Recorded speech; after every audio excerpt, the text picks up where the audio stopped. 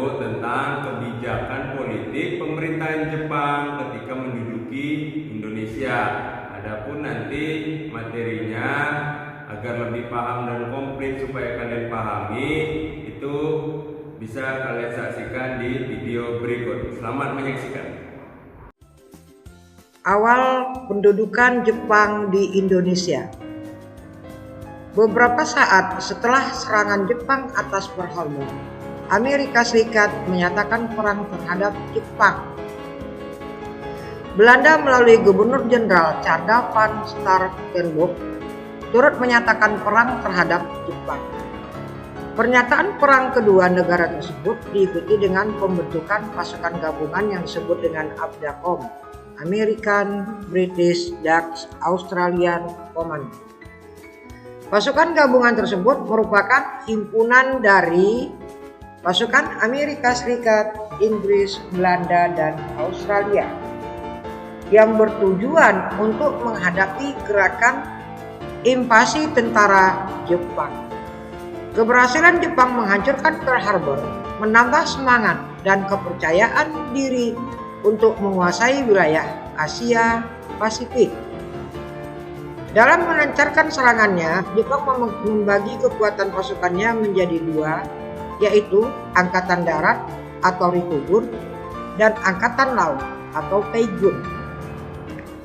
Angkatan Darat bergerak mulai dari Indochina untuk merebut Malaya, Singapura, Pulau Luzon, Myanmar, dan Sumatera. Sementara itu, Angkatan Laut bergerak dari Pulau Hawaii, Mindanao, Kalimantan, Sulawesi, Ambon, dan Papua. Selanjutnya, kedua angkatan militer Jepang tersebut bersatu menyerang Jawa sebagai pusat pemerintahan militer Belanda. Pada awal kedatangannya ke Indonesia, Jepang berusaha menguasai daerah-daerah yang memiliki kekayaan minyak bumi. Oleh karena itu, pada tanggal 11 Januari 1942, Jepang menyerang Hindia Belanda dan berhasil menguasai Tarakan, Kalimantan Timur. Pada akhir Januari, Pulau Kalimantan, Sulawesi, dan Papua adalah merupakan wilayah kekuasaan Jepang. Kemudian pada tanggal 14 Februari 1942, Jepang menerjunkan pasukan payungnya ke Palembang, tepatnya di kota Pelaju. Pada 16 Februari 1942, Palembang dan sekitarnya berhasil dikuasai Jepang. Maka seluruh Pulau Sumatera merupakan wilayah kekuasaan Jepang. Dengan demikian, dengan mudah Jepang untuk menyerbu Jawa. Untuk mengatasi invasi Jepang, pasukan ABDACOM yang dipimpin oleh Sir Archibald Walpole membangun markas di Lembang dekat Bandung.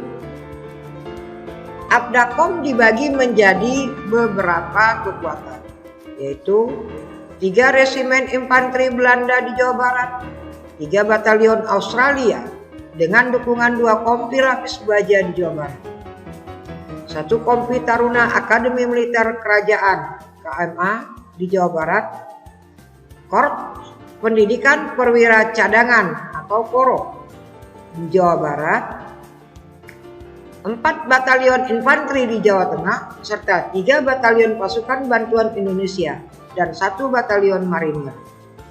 Belanda juga menyertakan pasukan Kenil untuk mempertahankan wilayah Hindia Belanda.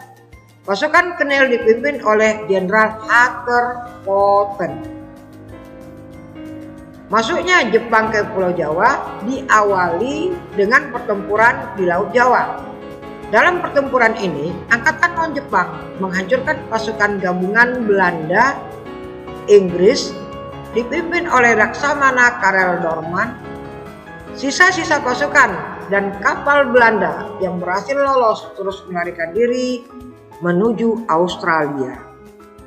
Selanjutnya, tanggal 1 Maret 1942, tentara ke-16 Jepang berhasil mendarat di 3 tempat sekaligus, yaitu Teluk Banten, Eretan Waten, Jawa Barat, dan Kragen, Jawa Timur.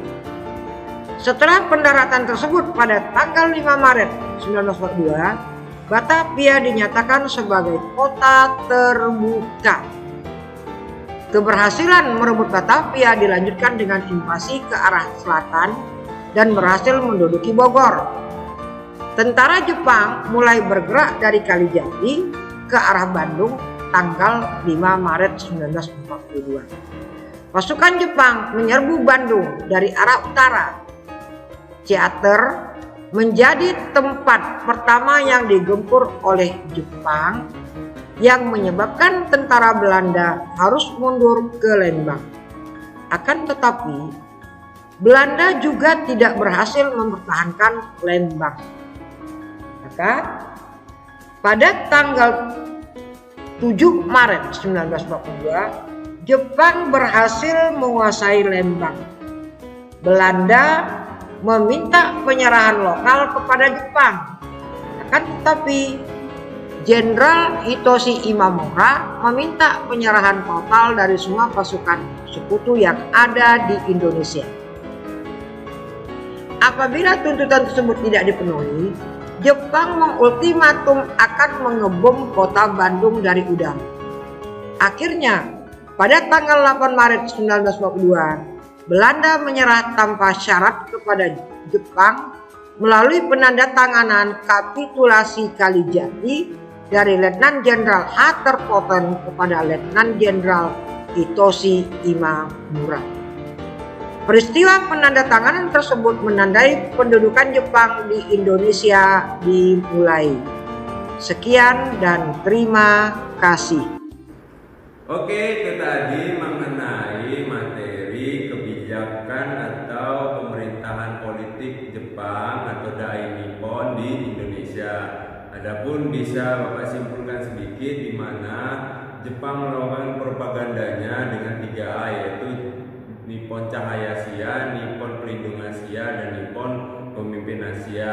Adapun di bidang kebijaksanaan pemerintahannya, di mana Jepang melakukan pendudukan secara militer, dan di bidang pendidikannya pun juga melakukannya secara militer, jadi tidak murni untuk pendidikan, yaitu untuk membantu tujuannya Asia Raya dalam perangnya, di mana Jepang membutuhkan sumber daya manusia maupun sumber daya alam. Itulah tadi mengenai materinya untuk kalian supaya lebih paham, dan untuk tanya jawab ataupun diskusi bisa kita lakukan di Discord. Semoga di masa pandemi ini kalian